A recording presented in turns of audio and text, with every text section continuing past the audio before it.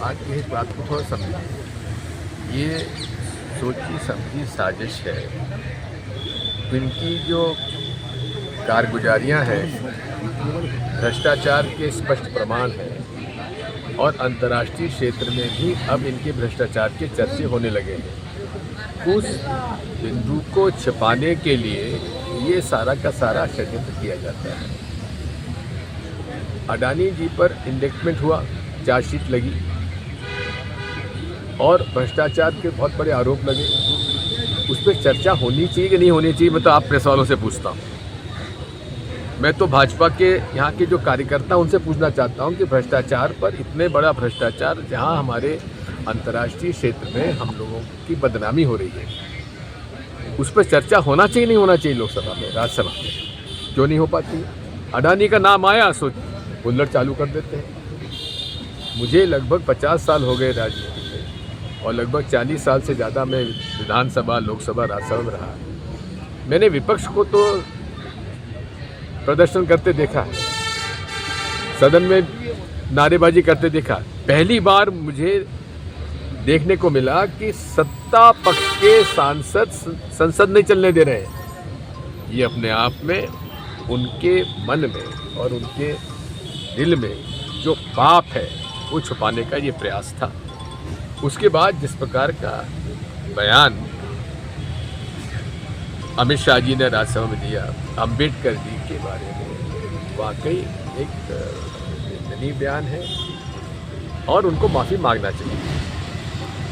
वो तो ऐसा है कि इसमें तो उनका इस्तीफा हो जाना चाहिए था, लेकिन प्रधानमंत्री जी का पूरा उनको समर्थन है, जिसकी वजह से प्रमाण होता है कि दोनों की विचारधारा भारतीय संविधान अनुसूचित जाति, जनजाति और गरीब के खिलाफ है, संविधान के खिलाफ है। भारत के संविधान को वो अपने मस्तिष्क पे लगाते जरूर हैं, संसद में धोख देते हैं, लेकिन संसद नहीं चलने के लिए पूरी जवाबदारी, जिम्मेदारी सदन के नेता की होती है। और संविधान पे चर्चा के अंदर जिस प्रकार का वचन उन्होंने दिया है, भाषण दिया है, उससे साफ जाहिर है कि अंबेडकर जी के प्रति एक नफरत का भाव उनमें भरा हुआ है। मध्य प्रदेश में अधिकांश बजट और जो हुआ, हम लोग इसी बात की मांग कर रहे थे, सदन चालू हो उसके पहले मांग करते थे और शांतिपूर्ण अपना प्रदर्शन करते थे। लेकिन अमित शाह जी को बचाने के लिए पूरी भाजपा सामने खड़ी हो गई और हमको अंदर घुसने के लिए भी उन्होंने नहीं दिया और धक्का मुक्की की। प्रियंका जी के साथ जितनी हमारी कांग्रेस की और हमारे इंडिया अलायंस की महिला सांसद थी, पुरुषों ने उनको धक्का दिया और उस धक्का मुक्की में उन्होंने नाटक नौटंकी कर दी, छोटी मोटी कोई घटना हो गई। अब राहुल जी बेचारे वहाँ थे भी नहीं और उनके ऊपर आरोप लगा दिया, FIR दर्ज कर दी। अरे वहाँ तो ये सदन के अंदर, चाहे लोकसभा राज्य हो, इंडियन पार्लियामेंट हो, चाहे असेंबलीज हो, सदन में सुरक्षा की व्यवस्था पुलिस की नहीं होती है, सदन के जो मार्शल होते हैं, वार्डन वॉच स्टाफ होता, उसकी होती है। तो पहले वहाँ पार्लियामेंट्री जो सिक्योरिटी सर्विसेज थी वो सबको पहचानती थी, जानती थी, उनको अलग करके CISF को डाल दिया अंदर।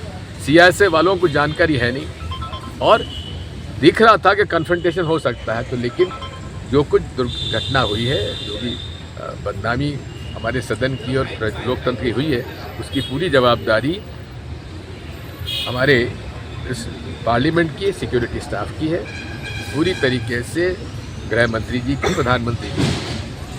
मध्य प्रदेश में जंगलों में आधा क्विंटल सोना मिल रहा है, 9-9, 10-10 करोड़ रुपए मिल रहे हैं। क्या मानते हैं किस तरह की स्थिति होगी? क्योंकि बात ये है, जंगलों में नहीं मिल रहे। ये तो अगर भारतीय जनता पार्टी के पूर्व मुख्यमंत्री, वर्तमान मंत्री, मुख्यमंत्री, मंत्रीगण, इनके घर पे छापा डालो, पता नहीं क्या क्या मिलेगा। अजय बाबा साहब